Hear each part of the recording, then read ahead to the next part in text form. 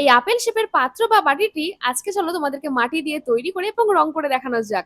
So hi hello নমস্কার, আমি জুই। তোমরা সকলে কেমন আছো? তো এটাকে তৈরির জন্য প্রথমে আমি বেশ কিছুটা মাটি রুটির মতো করে বেলে নিয়েছি, আর তারপরে ওই বেলে নেওয়া মাটির উপরে একটা টুলসের সাহায্যে প্রথমে ড্র করে নিয়েছি একটা আপেল শেপ, আর তারপরে ওটাকে কাট করে এক্সট্রা মাটিটাকে আমি সরিয়ে দিয়েছি। তবে তোমরা চাইলে মোটামুটি একটা গোল শেপের মাটি কেটে নিয়ে তারপরে আস্তে আস্তে মাটি অ্যাড করে এটাকে একটা আপেল শেপ দিতেই পারো, যদি আমার ভিডিওতে দেখানোর প্রসেসটা কঠিন লাগে আর কি। তো দেখো, এখানটায় আমি আপেল শেপটাকে কাট করে নিয়েছি, আর তারপর একটা টুলসের সাহায্যে এখানটা একটা প্রপার কিন্তু আপেলের শেপ আমি দিয়ে নিয়েছি।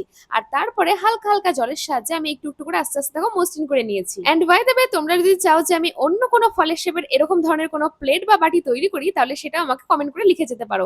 আমি তোমার রিকোয়েস্টটি রাখার অবশ্যই অবশ্যই অবশ্যই চেষ্টা করবো। আর এইদিকে তোমাদের সাথে বকবক করতে করতে আমার কিন্তু দেখো আপেল শেপের যে পাত্রটি ওটা কিন্তু খুব ভালো করে মসৃণ করা হয়ে গেছে।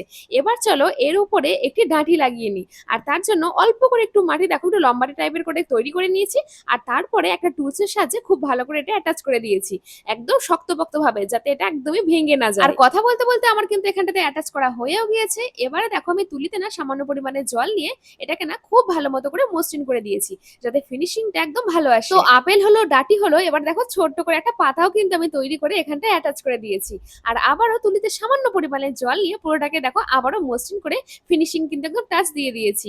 আর তারপরে না আমার মনে পড়েছে যে ওহো, আমি তো আপেলের বীজই তৈরি করিনি। তারপরে সব থেকে শেষে আপেলের দেখো বীজ তৈরি করে এটাতে কিন্তু অ্যাটাচ করে দিয়েছি। তো এবারে চলো এটাকে রং করে নেওয়া যাক। আর রং করার আগে না খুব ভালো করে একদিনের জন্য রোদে শুকিয়ে নিয়ে তারপরে দেখো আমি রং করতে বসেছি।